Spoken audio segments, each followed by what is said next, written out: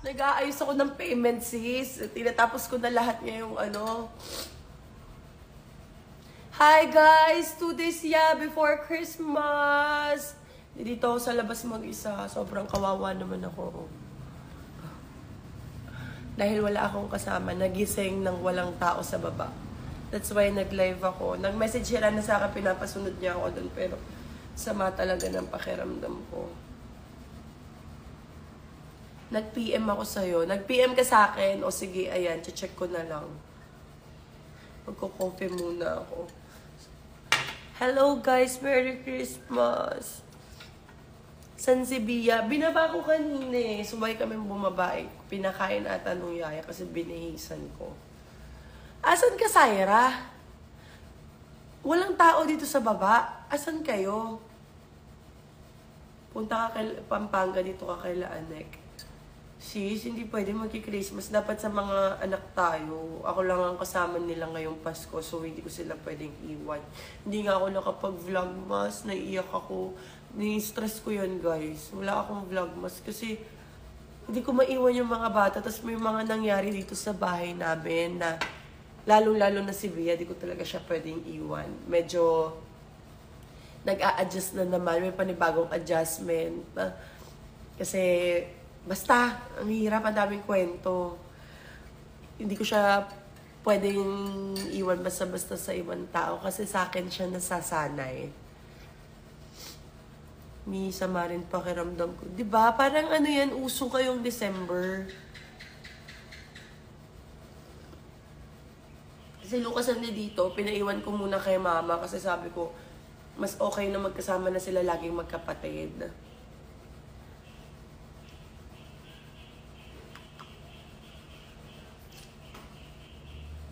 Coffee tayo. Umuwi ako. Namili ako gamit ang mga Junakis ko. Okay, after mo dyan, B, pagka wala ka ng ganap, that's the time uwi ka lang. Usot lang kaso. Oo, yung ubot sipon namin mag-iina, parang 2 weeks na. Nag-iinom na nga ako ng lagundi. Nag-aano na ako, nag-iinom na. Wala talaga.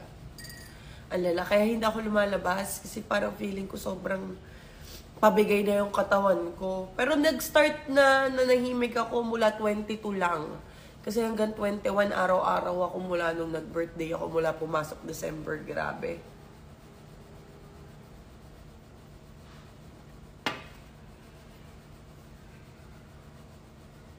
Sa labat po. Ayoko lang sa labat. Hindi naman ako singer. Ayoko ng singer. Kasi, ayoko singer. Hindi ako singer. At saka ayoko ng lasa ng sa labat.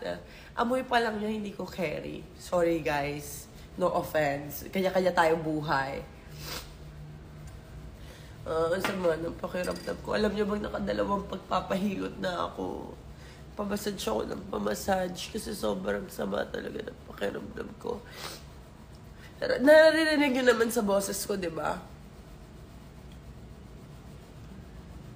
Babawi na lang ako talaga next year. Kailangan ko lang ipahiga to. Grabe. Musta po life mo ngayon? Kung tinatanong nyo yung life ko sa pagiging mommy, sister, family, and everything, I'm doing a great job. Pero kung yung life ko as my personal life na out silang lahat, medyo boring. Pero okay lang. Nasasanay na ako. And sinasanay ko na yung sarili ko. Itong kaganapan ko ngayon. Oh, 1, 2, 3. Wala akong kasama. Dati hindi ko kayang, hindi ako nakarelay sa mga kasama ko. Lagi ako naghahanap ng kasama. Ngayon, hindi na ako naghahanap ng kasama. So, natututunan ko na yung company ko kapag ako lang mag-isa. Yung mag-iisip ka lang, mumuni-muni, magdadrama. Okay yun sa akin ngayon. Nag-e-enjoy ako. Si Ate Rana nyo, ayun nga, nag-DM sa akin. Sabi niya, ate, sunod ka dito. Hindi ko kaya. Ayoko lumabas. Wala akong balak magpaganda ngayon. I miss you, Mariah. Nax, independent woman na. O, diba? Kaya ko na nga. At least nasusolo-solo ko na yung sarili ko. Diba? Ayoko na dong Hindi na rin ako naghahanap ng kausap. Na mapupuntahan, hindi na ako yun. So, kung lalabas man ako, nakikita niyo ako lumalabas. Ibig sabihin na talagang may nag-aaya na lang sa akin, gano'n. Saan ka galing? Ayan na, may dumating na isa. Hindi namin sinigyan din po. Ayan. Pero ano, brown lang. Hindi, may kukupilon. Ubus na. Kasi kahapon, binilang ko si Nisha ng gitara. Tapos lang sila ng ate niya. Binilang ko si Nisha ng gitara. Tapos, si Bia, binilang ko din Cocomelon yung kanya. Nagalit! Kasi hindi na-punch nung SM. Kaya ngayon, meron dumating. Oh. Kaya lang brown. Baka iba to sa atin to. Hindi, pero sila ni Nisha. Di ba kung Laruan, play guitar lang. Ganun. Kaya ni Nisha black, di ba? Ayan. Outsin.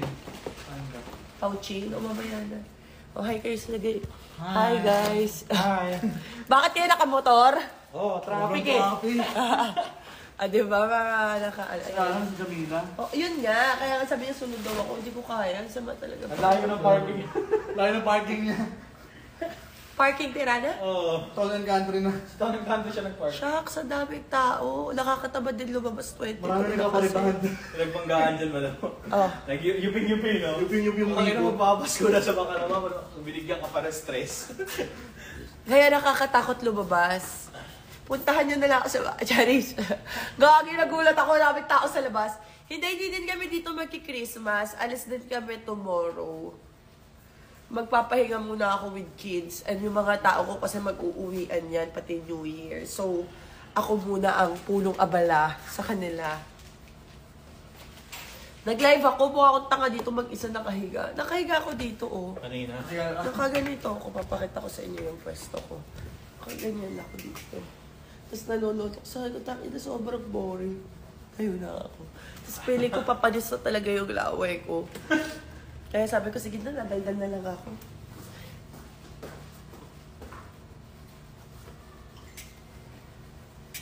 Diba? Nakatigim ka na ba ng kiss tigpipiso? Oo! Ano? Ng tigpipiso. kiss. Yung tigpipisong kiss. Na chichirya. Hindi yung kiss na gano'n Hindi tayo nagpapabayad sa labi. Kapag binigay ko yung labi ko sa'yo, tangina. Man, swerte ka na. Again, worth it ka. Hindi, kumbaga, hindi kasi talaga ako yung gano'n yung nakikipag... Lagi ako sa gibikan, pero never niyo ako makikita nakipaghalikan sa kung sinong lalaki dyan. Wala lang, medyo ako maselan ako. Ayoko yung landian lang, ano na tayo agad. Hoy, kumalma ka. Hindi ako pabigay.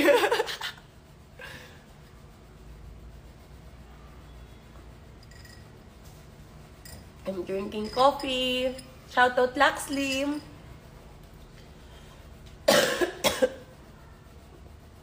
Lumalabas na naman yung mga jawline ko. Tama, di ba? Jawline to. Di ba? Ay, di jawline ito. Collarbone. Jawline ito. Tignan niyo. Sorry ang bobo ko. Sobrang tanga. Ito yung jawline. Yung sa ano ng... Yung mga jawline na lalaki yung nakaka-turn on sa akin. Ito, collarbone. Sorry. Collarbone ko. Sorry po. Lumalabas na naman siya. Tatanga-tanga ha. Nakabili ka po ba ng pustiso sa tigpipiso? Hindi yun pustiso. Yun yung gamit, diba? Tapos ginaganon ko din yun. Kasi maliit lang yung lips ko eh. Ginaganon mo. Ibubuka mo yung mga ngipin. Magandang gift yun kay Ariel ah. Alam niyo, dami nagko-comment sa akin, ba't daw di ko pinapagawa si Ariel? Tinatanong ko yan si Ariel palagi. Siguro, dadalhin ko na lang siya kay Doc RFD. Kahit siguro pustiso. Ayaw niya kasi sabi niya, baka daw dumating yung time na kapag kasama siya sa Team Sebi vlog, wala na daw sa kanya yung tao as bumpy. Love niya rin yung sarili niya. O, di ba may mga ganong tao, lesson learn nyo na tingin nyo kailangan pang maayos, pero para sa kanila, ayaw nila magpaayos kasi sila mismo mamimiss kung sino sila. O, di ba? Character kasi nila yon. Never. Si Bia po, nandoon sa playroom kasama ng kuya niya.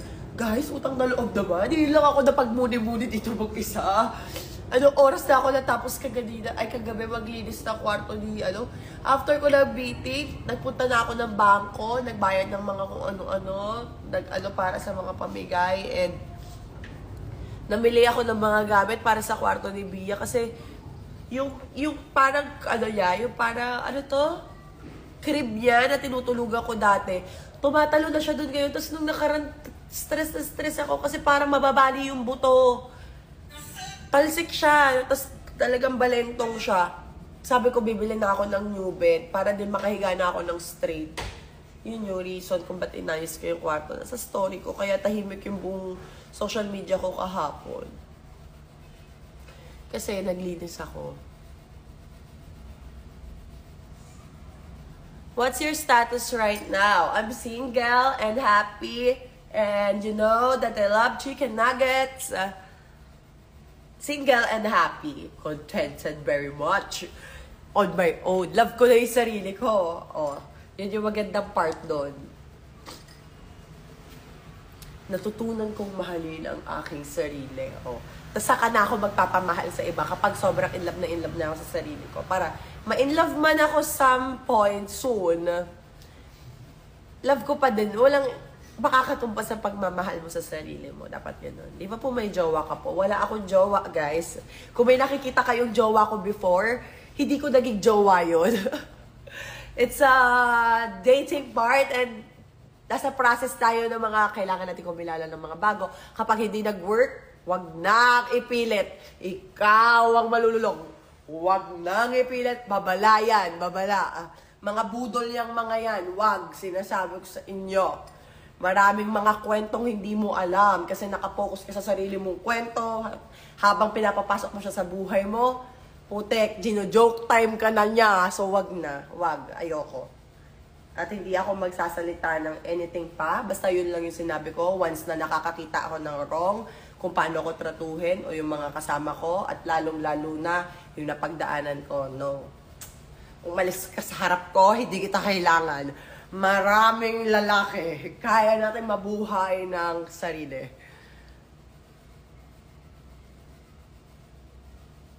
Paano pag dumating yung time na napamahal ka sa isang tao tapos hindi tanggap si Bia? Number one, hindi ako magmamahal kung hindi mo tanggap na may anak ako.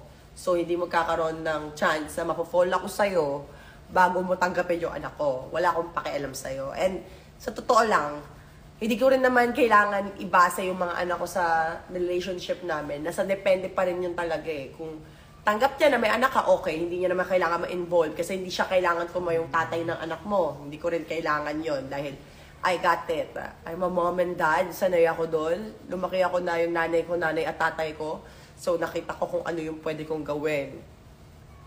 At yun ang ina-apply ko. Lumaki naman akong hindi pariwara, matino. At alam ko matino ako eh. So, dun pa lang, kaya na ng nanay ko yun. Kaya niya maging nanay at tatay. So, ako kaya ko rin yun. Hirap lang kasi lagi kami nag-aaway ni Bia ngayon. Hindi yung gugustuhin. Bia, alam mo, minsan gusto ko nga i-vlog. Kung paano makipag-away si Bia sa akin, ang lala. Siya talaga ang nagpapausog ng sungay ko. Grabe yung batang yon. As in. Yung patient mo na Yung patient ko na pa-practice kasi talaga, pero kagabi nagsisigawan na kaming dalawa. Enough! Sabi ko, enough! Lumalaban siya. Lumalaban talaga.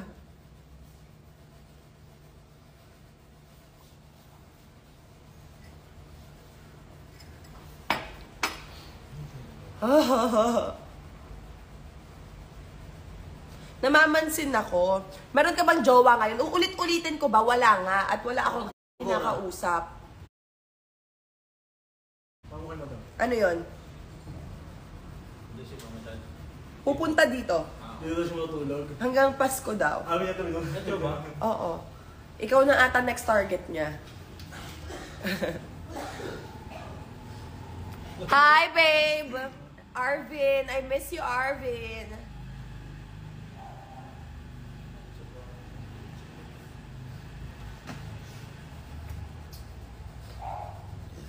Kapag hindi nyo nakikita sa akin yung tao, huwag nyo minimension. Papangit nila, ayoko sa kanila. Wala na. Huwag nyo na akong tinatanong-tanong sa mga yan. Pare-pareha silang naka-line up sa pila kay Satanas.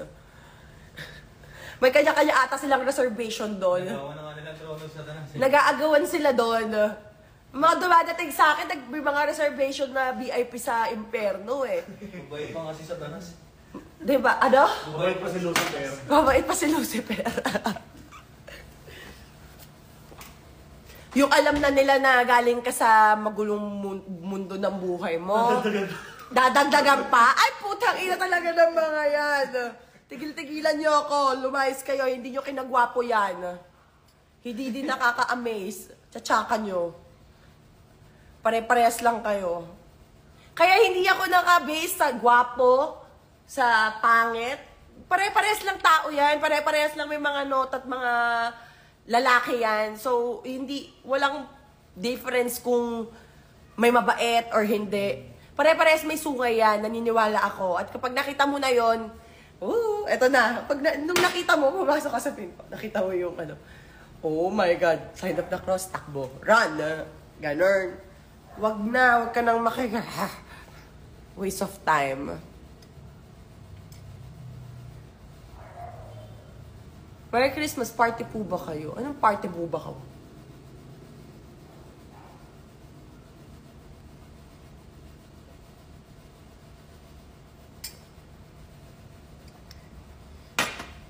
Ang saya-saya kaya ng buhay ko. Diba? Buksan niya natin itong gitara. Ay, mapapakita ko sa inyo. Tingnan nyo, lagi ko itong favorite kainin. Pag ako naging jowa mo, 55 pesos mo, masaya na ako. Pauchin lang, oh. Ito ang favorite kong kinakain, the green rice. Merry Christmas! Merry Christmas, Sophia Pablo! Hi, beautiful!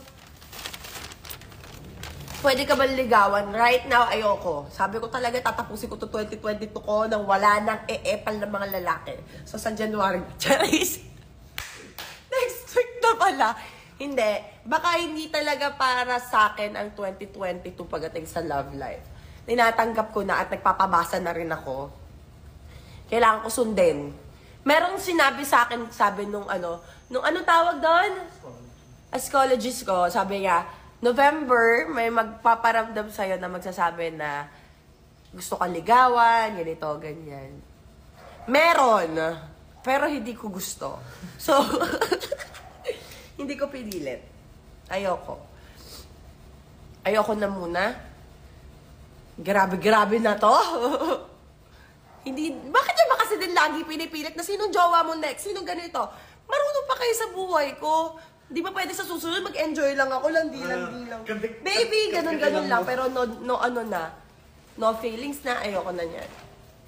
Magbibigay lang ako ng feelings kapag alam ko yung lalaki kailangan na din ng seryosong babae. Kasi ngayon, kahit na seryoso kang babae, yung mga lalaki wala na yan eh. Gusto lang nila ng playtime. So, magsaseryoso lang ako kapag yung lalaki na mismo yung gustong mag-settle, ayaw niya na ng magulo, ayaw niya ng ganun. So, that's the time na baka pwedeng magseryoso ako at manahimik na ako. Pero ngayon, ayoko. Bagay kayo ni Sian. Si Sian, friend ko lang talaga yon. At ako, kung kilala nyo ako sobrang friendly ko sa guys. Meron akong Hans. Si Hans, ni Jaluko. Si Wilbert Ross, diba? Tapos ngayon, si Gasa. Tapos marami pa akong si Kuya Luis. Ayan, mga friends kong lalaki yan. Na masayang-masaya ako kasi pagka yung mga kaibigan mo lalaki, bukod sa mga girls to, love ko rin yung mga friends kong girls. Pero yung mga lalaki kasi talaga, ang kadalasan pag-uusapan nyo dyan is kung paano sila sa mga girls, tapos ikaw kung paano ka sa sarili mo as girl. So, hindi yun kagaya ng kapag ka-girls yung kakwentuhan mo, di ba medyo same tayo. Sila iba talaga, so parang mas nakakatawa, mas nakaka-enjoy kasi magkaiba kayo ng form sa buhay eh, lalaki at babae kayo eh. So, iba lang din yung joy. Ganun. Bird. Ang dami ko nang nachika. Mahilig ako mag-live lately kasi tignan nyo, nababalik ko na yung ganun kung na pag wala akong kausap, hindi ako makikipag-video call. Kakausapin ko na lang yung sarili ko sa camera. Ayan, magpapasa na lang ako ng comment. Paano pag dumating yung time na pwede na ate? May bala ka din ba magjowa? Kapag ka pwede na, dumating yung time na pwede na yung jojowain ko. Hindi kasi, mahirap magjowa ng yung jojowain mo hindi din naman ka-jowa-jowa yung tingin sa'yo, sis. Awit sa'yo, wala ka mapapala dyan. Diba? Yun, worth it ka, Ate Zainab. Tama, kailangan mong isipin na worth it ka. Para kapag dumating yung time na makakahanap ka na ng taong tingin mo, deserve ka, alam mo sa sarili mo na worth it yung pag-aantay ko. At alam nung partner mo na worth it tong partner ko. Deserve niya ng matinong partner. So, gagawin niya lahat para mapatunayan niya yung sarili niya sa'yo. Namamasama lang kasi talaga pagka umaayaw ka, feeling nila sa'yo yung mali. Pero hindi. Hinahanap mo lang naman talaga kung ano yung tama para sa'yo. Di ba?